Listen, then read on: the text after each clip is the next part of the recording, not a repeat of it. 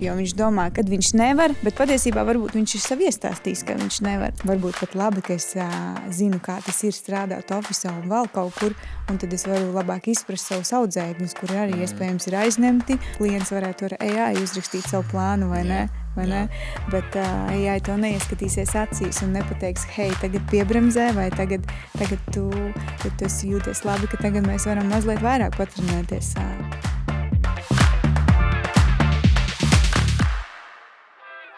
Sveiciens visiem skatītājiem. Mans vārds ir Lauris Zalants, un mēs turpinām sporta izglītības aģentūras podcastu ar nosaukumu Sapņo, mācies, sasniedz. Tieši šīs lietas mēs caur sporta sarunām mēģinam arī sasniegt. Gribēju iepīt kaut kā pateikt caur dažādām sporta sarunām, jo patiesībā tieši tas arī ir tas, ko mēs iztirzājam caur šīm sarunām. Gan par treneru darbu, gan par šodien konkrēti skriešanu runājot, gan par fitnesa zālītēm, gan par sporta ārstiem un tā tālāk un vēl joprojām. Milzīgs paldies arī, esi noskatījies visas iepriekšējās epizodes. Šodien mēs laižam tālāk. Skriešana. Skriešana bieži vien maldīgi šķiet ļoti vienkārša. Kas ir, tu uzvilki apaus un vienkārši aizgāja paskriet, vai ne? Bet tieši tāpēc daudzi arī kļūdās. Tas ir vai nu sāk par ātru, ja par daudz, pārāk garas distances, skrien bez plāna, bez izpratnes galā. Un tāpēc šajā epizodē ar Klintu Lausku, certificētu vieglatlētikas un fitnesa treneri un jogas pasniedzēju, mēs parunāsim gan par skriešanu, mēs parunāsim gan par trenera atbildību un mērķu sasniegšanu sportā kā tādu. Klintē ir atpazīstama garo gabalu skrējēja, līdz ar to labi zina, ko nozīmē gatavoties startiem, ko nozīmē pievarēt tādas distances un soli pa solim būvēt izturību gan trasē, gan ikdienā. Klinti, čau! Čau! Prieks šeit būt, paldies par uzaicinājumu. Ļoti novērtēju, kad jūs esat mani pamanījuši.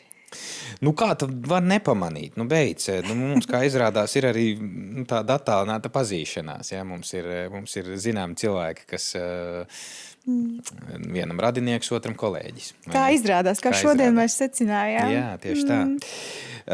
Klau, pirmais jautājums laikam ir, kā dzīves skrējienā iet? Vai izdodas ar visām lietām tik galā un samanedžēt ikdienu? Saprotu, ka darbs vēl ofisā turpinās, un tad vēl tā sporta pasaule. Kā iet šajā skrējienā? Ļoti dinamiski un ļoti interesanti. Daudzus gadus esmu bijusi gan skrējēja, pēdējos gadus esmu arī fitnesa trenere un jogas trenere, un vēl man patīk ļoti braukt ar riteni. To es ļoti izbaudu. Un mēģinu kaut kā līdzsvarot, atrast arī laiku bišķiņu sev, saviem kaut kādām tādām vēlmēm, kas varbūt nav sports, bet kāds kultūras notikums, kas gan ir reti, bet es cenšos. Nav viegli, bet es mēģinu atrast to līdzsvaru, to harmoniju, lai arī neizdegtu, kas man ļoti svarīgi. Man patīk, un ja tev patīk tas, ko tu dari, tad arī tās lietiņas šķiet baudāmāk darāmas, vieglāk izdarāmas, un tā arī tas laiks ātri paiet, kvalitatīvi laiks paiet ātri, un tad es tā dzīvojos. Bet vai izdodas atrast to harmoniju? Vai vairāk ir tādā pusstresiņā? Pusstresiņā ir tad, ja tu esi ļoti noguris un mazliet izdedzis, un varbūt vairāk no tās emocionālās pasaules izdedzis, ka tev ir tik daudz atbildības uzņemtas, un tev ir jābūt labām visās jomās, ko tu dari, un atbildīgam, tu nevari tā baigi plūst. Un es ļoti cenšos, un šobrīd šķiet, ka ir ok, un es cenšos arī šo te visu laiku, kas man ir dots, padarīt tādu kvalitatīvu, un tas man liekas ir būtiski noturēt tādu režīmu sev, ka tu to brīdi, kas tev ir dots, tu izdari tās lietas, kas tev ir nepieciešamas, un es tiešām daudz vairāk novērtēju laiku vispār kā tādu, kas ir dots, un man nav televizora, man nav tādas baigās izklaides mājās, un tad es daudz strādāju, bet kad atpūšos, tad es arī atpūšos. Kāpēc mēs tā skrienam vispār tik ļoti? Uz kurien mēs tiecamies? Pēc kā? Kas ir tas piepildījums? Mēs skrienam, lai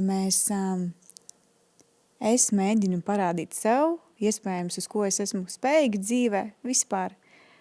Kas man patīk, pēc tā es arī dzenos, bet kāpēc mēs skrienam? tas ir īstenībā labs jautājums, jo kurā brīdī tad tev ir, kad tu apstājies, nu, tu tā kā tu skrien, tu dzen, un nekad jau nav gana, nu, tu skrien un tu domā, es izdarīju šo, bet es neizdarīju to, un tad es mēģināšu paspēt vēl to. Ir grūti apstāties, bet tas ir jāprot, jo citādi tu paliec tāds neinteresants sev, neinteresants citiem, un tad sākas tādas diezgan lielas pārdomas par dzīvi, jā. Tā kā es ieteiktu izvērtēt, vai tu par daudz neskrien, un vienkārši rast tādu harmoniju, tiešām, ko tu pats tikai sev vari sniegt. Jā. Par burtisku skriešanu runājot tavā dzīvē. Cik ir garākā distance, ko tu esi noskrējusi? Ātri vai lēni? Nu lēni. Lēni, ok. Nu, lēni tas ir bijis ap 50 kilometriem, bet jā, es esmu gargabalniece, man ir laba izturība, un es esmu trenējusies garus gabalus skriet. Man patīk tieši garus gabalus skriet. Maratons ir mana distance, kas man ir dvēselē vistuvākā. Patīk arī taku skriešana, bet jā, maratons un maratonu noskriet ātri. To es esmu izdarījusi, to es esmu paveikusi, un es domāju, ka tas man vēl ir kāds priekšā. Gribētu Londonas maratonu varbūt noskriet un Ņujorkas maratonu. Jā, tā kā es domāju, es to noteikti arī izdarīšu. Un, esmu gargabalnieks un jā, katram savs. Kurā mirklī parādījās tā sajūta un tā mīlestība pret skriešanu? Jo, es esmu dzirdējis visādus stāstus par skriešanu, un arī netik labus. Kad tas baigi bendējot, ceļi ir pirmais laikam, un kad tas vispār nav baigi labi skriet.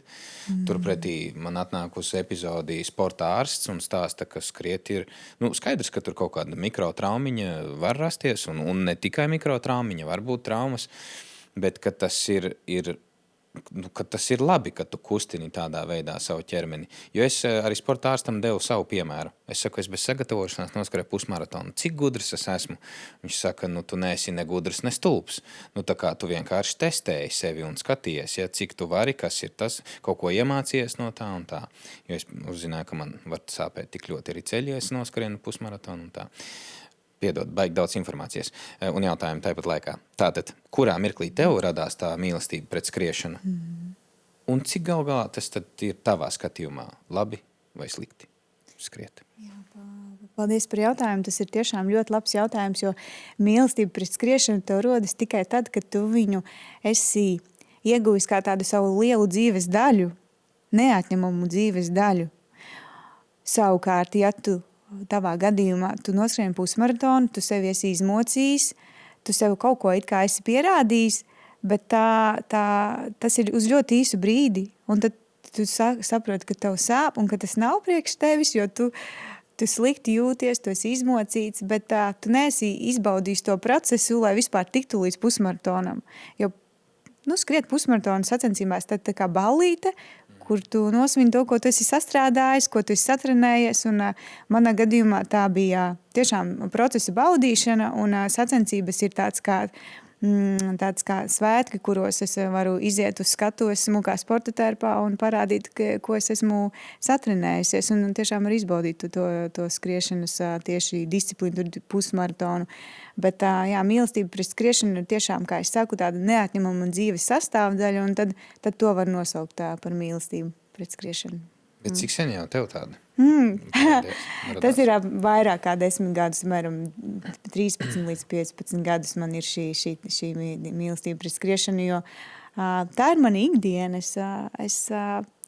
Nav tā, ka tā ir kāda atkarība, vai ka es izskrienu emocijas vai vēl kaut ko, bet tas ir tas process, un tur es esmu pati, tur ir daba, es neklausos arī austiņas, neklausos podkāstus, tas ir laiks man, randiņš ar mani, un tiešām tā ir tāda manas dzīves kvalitātes uzlabošanas metode, skriešana, tas man patīk. Skriešanas trenere tu esi. Ko nozīmē būt skriešanas trenerim? Kas tas ir? Tev ir jāskrien līdzi visu laiku arī, vai kā tas strādā? Jo būt tāda fitness trenere, es saprotu, ko tas nozīmē, zinu, jo arī es eju cauri tādam procesam, kur ir man kāds treneris blakus, bet skriešanas treneris, tas ir, kā tad jūs stadionā darbojaties? Kur vispār? Kas ir tas jūsu darbības lauciņš un kā tas izpaužās? Lauris, varat dot jaunu pakalpojumu, ka es skrienu līdzi, tas uzrakstu treniņu plānu, es tev skrienu līdzi. Jā. Tā ir laba biznesa niša. Jā, bet tā vispār skriešanas treneris ir kaut kāda ļoti, ļoti atbildīga mana dzīves joma, no kā man bija sākumā bail, jo tu saproti, cilvēks tev uztic savus mērķus, viņš uztic tev savu laiku, viņš tev uzticās kā draugs, un tas viss ir trenerim jāspēj iznest, un tā ir tiešām liela atbildība, kas ir jānes kā trenerim, jo tas nav tikai viens plāns, ko tu uzraksti, un tad, hei, tagad izskrien, bet tā ir ļoti liela arī psiholoģiskā pasaule, saikne ar to cilvēku, draudzība, un tas ietver tiešām daudzas lietas, un katrs cilvēks ir dažāds. Tu nevari vienu plānu paņemt no es nezinu, it kā, ja tur no Amerikas universitātes, tur skriešanas koledžas paņem plānu, tagad es došu, pilnīgi nē, katrs ir tik individuāls un dažāds, bet tur laikam ir arī tas interesantums, kāpēc es to daru. Ka man patīk un aizrauj, un katrs ir dažāds. Un es jūtu, ka es tur varu izpausties un būt draugs saviem klientiem un nodibināt to ciešo saikni. Tas man šķiet ļoti saistoši.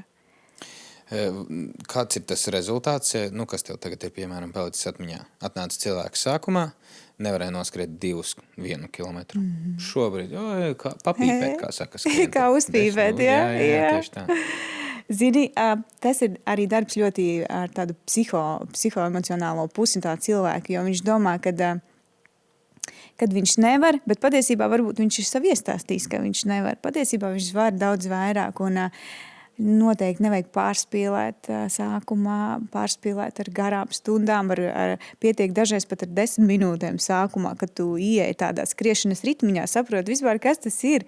Noteikti tu vari pasoļot, paiet, un tad skatīties, kā to tā skriešana virzās tālāk, bet tāds lielākais kaifs ir tad, kad nevis tie personīgie rezultāti, nevis tie noskrietie pusmaratoni manā gadījumā, bet tas, kad viņš pasaka, ka viņš šodien bija tik priecīgs, ka viņš izskrēja un ka viņš jūtas labi šodien no tā, ka viņš manu treniņu ir izskrējis, izdarījis, un viņš vienkārši ir priecīgs, viņš ir enerģiskāks nekā viņš bija, un viņš ir dzīves priecīgāks, un tā ir tā mana lielākā medaļa par to visu darbu. Vienalga, vai tu skrien 15 kilometrus, vai es tev esmu likusi 30 minūtes izskriet vai pasoļot. Bet ja viņš saka, ka viņš jūtas forši pēc tā, tad tas mans mērķis ir sasniegts. Cik skaisti. Tā tas ir. Bet vai ir nācies arī saskarties ar otru pusi? Kā skrien un vai nu vēl vairāk pārliecinās, ka tas nav viņam, ja? Vai nu sabojā priekšstatu par to skriešanas burvību? Protams, ir bijis tā, kad ir uzstādīts augsts mērķis, taču, lai tu tiktu līdz šim mērķim, ir nepieciešams atbildīgi pieeja tev pašam arī kā skrējējiem pret to. Tev ir jāievēro konsekvences, tev ir jāievēro atjaunošanās, pareizs ēšana, labs miegs. Tur ir tik daudz visādas detaļas, kas ir jādara, lai šo mērķi sasniegtu, bet dažreiz tās ambīcijas ir pārāk lielas par to reālo situāciju, kas tev dzīvē ir vai ģimenē, vai varbūt tev nav pietiekošs laiks. Un tad cilvēki mazliet, man bija viens klients, kurš tā kā bija vīlies tajā, kad viņš bija izstādījis to mērķi, bet viņam nesanāk. Un tur vajag tādu labu sadarbību starp klientu un mani kā treneri, jo vajag arī varbūt dažreiz piebremzēt un pateikt, varbūt tu to pusmaratonu vēlies noskriet sezonas beigās. Mēs centīgāk pagatavosimies un tā. Vai arī cilvēks nav, piemēram, pārbaudījis savu organismu, uztaisījis asins analīzes un izrādās, ka tur dzelzs līmenis ir tik zems un viņam puls ir tik augsts un ka viņš nesaprot, kāpēc viņam ir grūti skriet, kāpēc viņam nav enerģijas un arī tad rodas dažādi tādi izaicinājumi tajā visā un cilvēkam nākas piebremzēt. Vai tu pati vēl joprojām atrodi kaut kādu izaicinājumu priekš sevis? Kas ir varbūt izņemot noskriet vairāk un vairāk, bet Un vai vispār tu tiecies uz to, ka tu vēl vairāk gribi noskriet par 50 kilometriem, piemēram? Nu, kas tev pašai ir izaicinājums vēl joprojām tajā skriešanā? Skriešanā man kā klintei izaicinājums. Man gribētos izskriet maratonu ap 2 stundām 50. Wow. Jā, šobrīd man tas nav izdevies, bet es ceru, ka es tuvākajā laikā varētu atsākt trenēties pēc traumas. Jo man šī patika pret skriešanu nav vispār necik arī izdzisusi. Trauma bija gadu, man bija plantārais fascīts, ir briesmīga trauma, tā, ka tev visu laiku pēdi sāp, tu nevari paskriet. Jā. Bet tagad viss ir ok, bet es ceru, ka kādreiz es noskriešu to maratonu, bet varbūt arī man otrā doma, kad es piedalīšos kādā skaistā maratonā, un es viņu noskriešu ar tādu patiesu baudu un prieku un procesa izbaudīšanu, kad es nedzīšos tik ļoti pēc tā rezultāta, kā vienkārši aizbraukšu uz Ņujorku un noskriešu maratonu, tāpēc, ka man patīk skriet un man patīk skriet garas distances. Un es domāju, ka tur ir jānobriest arī tādam lēmumam un jābūt tādā dzīves stāvoklī, ka tu vari vienkārši aizbraukt un noskriet, tāpēc, ka tev patīk nevis sasniegt kārtējo PB vai izskriet atkal tur savus ļoti labus rezultātus, kuram nepieciešams ļoti liels darbs un tāds straglošana un konsekvences ievērošana. Tā kā, Tev pašai labāk skriešana vai fitness? Tās ir divas neatraujamas lietas. Ja tu skrien, tev vajag stiprus kājas, tev vajag stipru torsu, stipras saites. Un, ja tu nodarbojies ar fitnesu, tev nepieciešams arī kardio. Un, manuprāt, tas ir lielisks pāris skriešana un fitness. Un, dažreiz cilvēkiem liekas, ka es skrienu un tas ir pietiekoši, bet patiesībā vajag vingrot, lai tev nav traumas. Tas jau ir tas lielākais, tīpaši pēc 30, es pēc sevis spriežu. vajag gan vingrot, gan skriet. Man baudu sagādā gan skriešana, gan fitness, un ir dažādi klienti fitnesa vidē, un atkal skriešanas klienti ir dažādi cilvēki, mani audzēkņi. Un, burvība ir abos divos gadījumos. Un, ja rezultāts galvenais ir, ka cilvēka dzīves kvalitāte uzlabojas kaut vai bišķiņ, un ka viņš jūtas priecīgāks, nu, tad tā lieta, tad gan fitness, gan skriešana man liekas vienlīdz foršas lietas. Jā. Bet tuvāk pie sirds man ir skriešana, jo tad es varu būt dabā. Fitness pārsvarā varbūt ir treniņzālē vai iekštelpā. Man patīk klausīties putnus un vērot kokus. Es esmu tāds dabas cilvēks. Tu skrien arī ziemā? Jā, protams. Nav tā, ka ziemā nedrīkst skriet. Ir jāatrod vienkārši labs apģērbs, piemērot apavi un aidā. Nevajag pārspīlēt ar to, ka ziemā nevar skriet. Galvenais nevar skriet droši vien 23 grādos, bet mūsu ziemas apstākļos pilnīgi mierīgi var doties skrējienā. Jā. Par skriešanu tad paturpinam. Jā. Tipiskākās, biežāk pieļautās kļūdas, ko cilvēki attiecīgi pirms varbūt ir sākuši skriet vai jau skrien, bet pieļauj. Šīs ir tās kļūdas, ko viņi pieļauj. Tas var būt sākot ar nepareizu apavu izvēli, bet kas ir tās biežākās kļūdas, ko pieļauj, ko tu esi novērojis? Jā, viens ir nepiemērot apavu izvēli, pārsvarā ir veci apavi, kur tev liekas jau bija vidusskolā, un tad kaut kādus tur atradi. Otrs ir bišķiņ paskatīties, cik tev ir gadu šobrīd un saprast, vai tās tavas ambīcijas ir vienā groziņā ar to, cik tev ir gadu, jo mēs paliekam vecāki un jāsaprot, ka mēs varbūt tik daudz nevaram izdarīt vairs. Un jāsaprot arī tas, ka nevajag skriet pa daudz, ka tu atsāc pēc kāda ilgāka laika skriet, un ja tu skrien pa daudz, tu sevi diezgan ātri izdedzini. Un tad tev apnīk, un tad tev vairs nav motivācija, un tad tas vairs nekļūst kā tādu dzīves daļu, bet kā tādu ciešana, kura tev ir jāizdara, un tas arī viss, jā. Un slodzes sadalījums arī nav piemērots. Cilvēki bieži domā, es tagad sākšu skriet, un man tagad ir jāskrien katru dienu, un tikai tā es kaut ko sasniegšu, bet patiesībā tā nav. Patiesībā ir tā, jo tu vairāk skrien tādus lēnākus un gabalus nekā tur intervālus, tu sasniegsi vairāk nekā tu izdegsi tajos intervālos. Intervāli ir tā kā tāds saldējs ēdiens, kas nāk pēc tādas labas bāzes uztrenēšanas. Bet tur vajag pakonsultēties un nepārspīlēt. Es ieteiktu nepārspīlēt, jā. Nu, tas jau katram individuāli, vai ne? Tas, pārspīlējam. Jā, nu tieši tā. Galvenais nedomāt, ka ja es neskrienu stundu, tad man treniņš nav izdevies. Tas ir nepareizi tā domāt, jā. Nu, skaties, tagad es tev tāds no pieredzes, jā, piemērs. Ir, tie visi, ieskaitot mani, kaut kā tā bija. Es teicu, man nepatīk skriet. Nepatīk skriet līdz momentam, kad es vienkārši sāku skriet. Un tad man tas iepatikās. Un šobrīd man patīk skriet. Vai tas ir stāsts tikai par to, ka tev ir jāpamēģina, lai mainītos tā doma, ka tev patīk vai nepatīk skriet? Vai tur vēl apakšā ir kaut kas cits? Un ko tu vispār domā par cilvēkiem vai par situāciju, kad saka, man nepatīk skriet? Jā, tu pareizi pateici par to izmēģināšanu, jo, ja tu nepamēģināsi, tu nezināsi. Bet atkal ir stāsts par to, ka tev nevajag pārspīlēt. Nevajag tev iet uz stundu skriet, un tev, protams, ka ceļi sāpēs, jo viņi nav gatavi nest tevi tur stundu uz priekšu.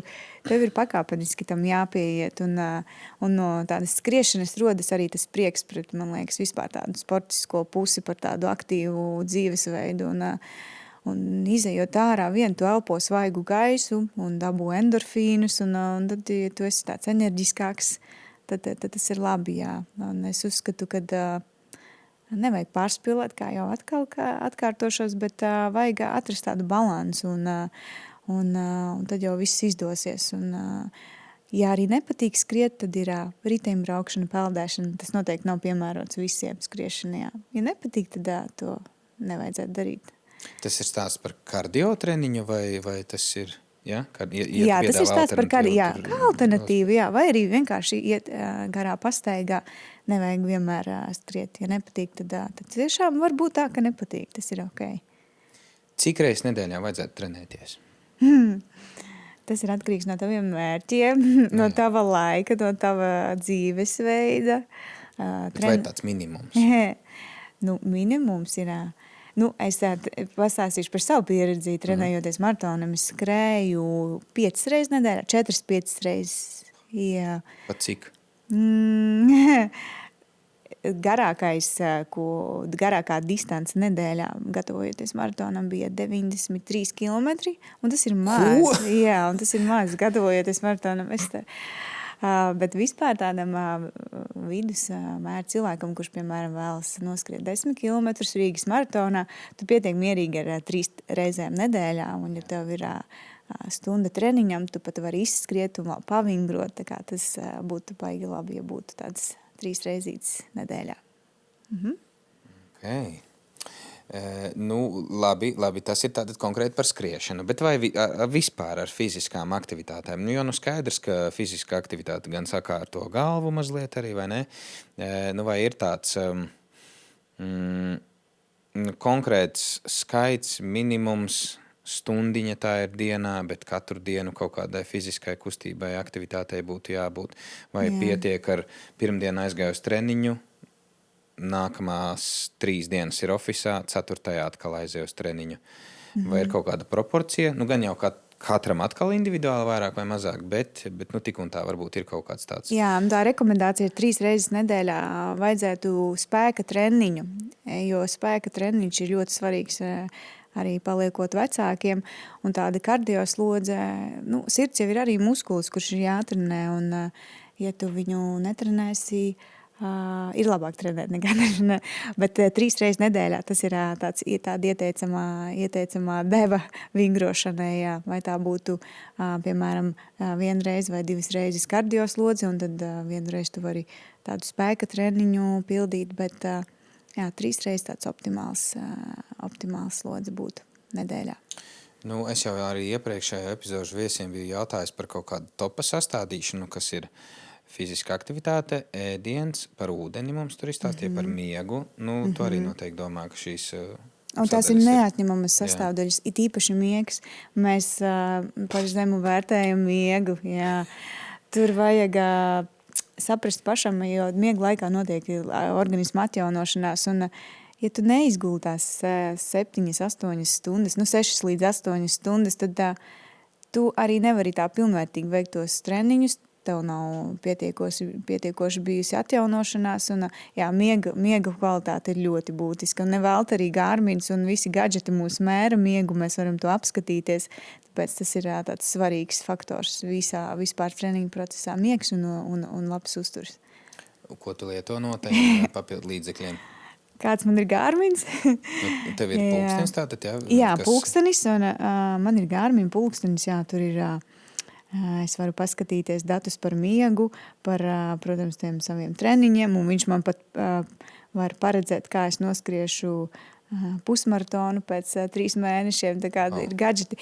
Jā, bet atkal tas stāsts par to, ka tie ir tikai cipari, bet ja tu ieciklējies uz tiem cipariem, tu bieži tev var zust tāda patika pret to procesa baudīšanu, ja tu ieciklējies uz cipariem, jo, es pat varētu mierīgi skriet bez tā pulksteņa, pēc sajūtām, tas pat dažreiz ir labāk, ja es es jau zinu savas pulsa zonas un apmēram ātrumas, bet jā, es neieteiktu ieciklēties uz cipariem, jo tu taču esi savas dzīves noteicējis, nevis Garmins, vai ne? Taisnība. Jā. Taisnība. Mazliet pieslēdzoties atkal sadaļai klients, jā. Tātad viņš atnāk, piemēram, ar kaut kādu konkrētu mērķi. Cik vispār proporcionāli nāk ar mērķi un bezmērķīgi? Vienkārši es gribu fiziskas aktivitātes un viss, un vai pārsvarā cilvēki jau nāk ar kaut kādu nospraustu mērķi, ko grib īstenot? Par laimi, puse uz pusi. Es ļoti priecājos par tiem cilvēkiem, kuri vienkārši vēlas būt aktīvi, ka viņiem vajadzīgs treneris, kam viņš var atskaitīties, zinošs treneris, jo klientam vajag zināt, ka viņš savu nenodarīs pāri, un tādēļ arī treneris ir, lai dozētu slodzi tieši piemērotu katram cilvēkam. Bet, ja tev ir mērķis, uzstādīts mērķis, un, protams, treneris tev palīdz doties ceļā uz to mērķi, vienojoties gan par to, cik reiz tu trenēsies, gan par tavu dzīves grafiku, par tavu ģimeni, par to, kā tu jūties. Un treniņu plāns tiek pakārtots katru nedēļu. Es veidoju katru nedēļu šo plānu, es sazinos ar saviem audzēkņiem, jautāju, kā viņiem iet, un 60%, 70% ir jāpārkārto treniņš nedēļas laikā, jo cilvēks nevar prognozēt, ka viņš varēs visu izdarīt. Bet jā, mani priecē tas, ka cilvēki arī skrien tāpēc, lai justos labi un ka viņiem patīk, bet viņi grib kaut kā mazliet ieiet tā jēgpilnāk, strukturētāk tajā visā. Tas man pašai liekas ļoti saistoši, jā. Bet, protams, arī man tikko bija klients, kurš noskrēja maratonu, un man bija liels prieks, kad mēs piepildījām viņa mērķi, un viņš noskrēja daudz ātrāk, nekā mēs plānojām. Es tagad ticēju viņam, ka viņš var ātrāk, es viņam to neteicu, bet jā, viņš pierādīja to, ka viņš spēja, un mēs piepildījām to mērķi kopīgiem spēkiem. Super, sveicam šo cilvēku. Sveicam. Es nevēlti jautāju šo jautājumu. Tātad, skaidrs, ka tu apzinies savas spējas, kā tu vari pati performēt, ja? Un kā tu vari iemācīt citam kaut kādas lietas un nodot tālāk zināšanas un vispārējo. Bet tā ir fiziskā tā pasaule. Es runāju par mentālo, domāju šobrīd, ja? Tādā virzienā jautāt. Teiksim, cik vienkārši ir nolikt kaut kādu robežu punktu vai pārkāpt pāri tai sajūtai, vai es spēšu šim cilvēkam kaut ko iedot. Tātad cīņa visu laiku ar to, kas mums šite overthinkings, tas galvā sēž. Pārāk daudz domāju, vai es to izdarīšu, vai es viņam spēšu nodot visu to labāko, viņš tiešām īstenos to, ko viņš ir te nospraudis mērķi un tā. Cik liela ir cīņa pašam ar to, kas notiek galvā? No manas skatu punkta kā trenerim tā ir milzu atbildība. Jo man bail ir pievilt, kad viņš taču gājis pie manis un viņš ir nospraudis savus mērķus un ja mums neizdodas un ja viņš man uzticē to laiku un mūsu sadarbība vienkārši tā kā liekas, vienkārši sunim zem astes, ja?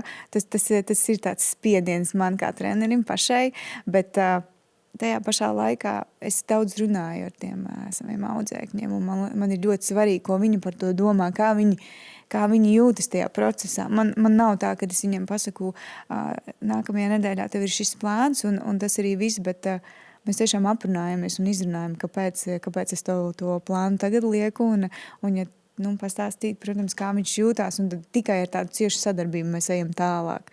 Jā, jo, emocionālā pasaule ir ļoti, ļoti liels tāds tā šķautne, man kā trenerim ar audzēkņu sadarbojoties, un arī sporta izglītības aģentūrā mums bija tāds jauks pasniedzējs no Amerikas, Jānis, ja nemaldos sauc, un viņš arī stāstīja to, ka tā ir tiešām ļoti būtiska daļa, tā psihoemocionālā pasaule un emocijas vispār, jo mēs arī tur, mans klients varētu ar AI uzrakstīt savu plānu, vai ne?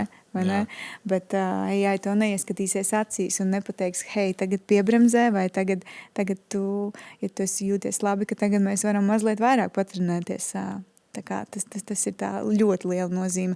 Un es par to arī lasu grāmatas, un es par to interesējos vairāk, jo tā pieredze, ko sniedz zinātne, tu nevari tos tā kā savienot ar tādu emocionālo pasauli. Zinātne ir viens, un emocionālā pasaule ir pavisam cits. Ja tev ir emocionāla barjera, tu nevarēsi sasniegt tās savas virsotnes. Tikai tāpēc, ka tu varbūt baidies. Bet, tā. Mēs jau pamazītiņām apaļojamies, bet vēl noteikti es gribu paspēt pavaicāt par tas tavs novēlējums varbūt tiem, kas baidās, līdz tam mēs vēl noteikti paspēsim tikt pašā noslēgumā, kad tu aicināsi tos, kas jūtās varbūt ne līdz galam sportiski, teiksim tā, ja tā vispār to var nosaukt, paaicināt viņus piedalīties. Bet es gribu tev personīgi jautāt. Tad tu turpini darbu arī ofisā. Kas ir tavs darbiņš, darba specifika ofisā? Es strādāju administratīvu darbu, strādāju Rīgas ostā, mārketinga nodaļā, jā. Kā ir salāgot visas šīs lietas kopā? Tā kā krasi atšķirīgas, bet nestāst par to, bet vairāk par to, ka vai pietiek laika galu galā, tad un vai nav tā, ka tad tu zini, ka tu nostrādā darba ofisā un tālākā, jo darbs ofisā noteikti sāks 8, 9 no rīta. 8:30, jā. Beidzas 6, 5. Jā. Kur tad tur laiks, kam tur vēl baigi daudz paliek? Un vēl laiku arī sev vajag atstāt. Kā to visu samanedžē? Piemēram, pirmdien man ir, es strādāju sporta studijā, DCH studija. Man ir treniņa sākums 6:45, tad es nodarbību. Un es eju uz ofisu. Darbs sākas 8:30, beidzas 5, un tad dažkārt es eju vadīt jogu, kas man ļoti patīk. Vispār man ļoti patīk vadīt jogu pensionāriem, es to nemaz nepieminēju, man liekas, jā, man tas ir tāds sirdī, tāda tuva lieta, kad es varu kaut kā palīdzēt ar savu lietu arī pensionāriem, un zini, laiks sev, to ir grūti atrast, bet es mēģinu ne katru vakaru aizpildīt ar tām nodarbībām, lai es bišķiņu varu attiet no tā visa. Bet tā enerģija, ko sniedz man tie cilvēki no nodarbībām, mani piepilda ar tādu pozitīvismu un jaudu tālāk. Un varbūt pat labi, ka es zinu, kā tas ir strādāt ofisā un vēl kaut kur, un tad es varu labāk izprast savus audzēkņus, kuri arī iespējams ir aizņemti, un palīdzēt viņam kaut kā samanedžēt to treniņu, kaut kur ielikt un pateikt, varbūt tu vari kādreiz no rīta izskriet, vai varbūt kaut kā šodien, ja tev bija gara darba diena, tad nevajag, vai kaut ko īsāku ieliksim. Un, tas viss tādā ķēdītē iet. Un, šobrīd man ir diezgan tāds pilns grafiks, bet esmu priecīga, ka es varu būt ar savām zināšanām kādam noderīga. Klinta, lūdzu, paaicini tos cilvēkus, kas baidās sākt skriet, kas baidās sākt sportot, satraucas par savu fizisko sagatavotību tam, tādu Twitter formāta uzsaucienu. Ka ir jāsāk darīt vienkārši. Zini, kā tev būs jāiet mazāk pie kosmetologa, tev būs tieši tā, tev visādas forši bonusi nāk tam klāt. Tev būs mazāks izmērs drēbē. Tu jutīsies enerģiju. Jo, zini, mans mērķis kā trenerim ir sniegt enerģiju no treniņa, nevis ņemt nost, jo mums katram ir tik daudz uzdevumi, kas ir jāpaveic labi darbā, ģimenē un kaut vai ģeopolitiskā situācija uzliek tādu spiedienu. Bet mans uzdevums ir, lai tu justies labi no tām aktivitātēm un lai tu justos spēcīgāks, lai tu tos Rimī maisus vari stabili nest uz māju, lai tu esi priecīgāks un lai tev āda spīd un lai tu esi tiešām labā formā, un lai tu jūties emocionāli un fiziski spēcīgs, jo tas paceļ arī par tavu pašvērtējumu, jo tu esi spēcīgāks kā ķermenī, tu esi arī dzīvē tāds spēcīgāks un iespējams arī priecīgāks un enerģiskāks. Tas ir mans mērķis. Un viņa, protams, ir tādi cēlāki mērķi, iet uz maratonu vai pusmaratonu, tad es priecājos, ka es ar savu lielo bagāžu, pieredzi un zināšanām varēšu palīdzēt kādam. Un ir visi aicināti, tā kā vadu arī koptreniņus ceturtdienās, kur mēs patrenējam skriešanas tehniku, esam kopā un mazliet socializējamies. Tas man tāds sirdī arī tuvs ir tuva lietiņa, ko es daru. Super. Absolūti skaisti. Man liekas, ka viss, ko tu dari caur tādu sajūtu, ka tu to dari caur mīlestību un, kā tu saki, sirdslieta, tad tam ir tikai un vienīgi izdošanās, ķeksīts galā. Nav nekādi ne krustiņi, ne neizdošanās. Un visas tās domas par to, ka kaut ko tu, neizdosies tur nomotivēt līdz galam to cilvēku un piepildīt mērķus, es domāju, absolūti vari mest malā. Ja? Tev izdodas, un mans novēlējums arī uz atvadām tieši tāds arī ir, lai pirmkārt pietiek laika pašai sev, un tās enerģijas nest tālāk šo mīlestību pret sportu, pret skriešanu arī pārējiem. Paldies, Lauri, ka uzaicinājāt, un atcerieties, kad jūs to dariet ar to visu skriešanu un sportu tikai sevis dēļ. Nav jau nekas jāpierāda. Kaut kādā brīdī dzīvē tu to saproti, kad tu taču esi savu pats dzīves noteicējis, un tu to dari sevis dēļ. Tā kā paldies par uzaicinājumu, un lai mums visiem ir enerģiska, priecīga vasara, un būsim fiziski aktīvi un priecīgi. Paldies!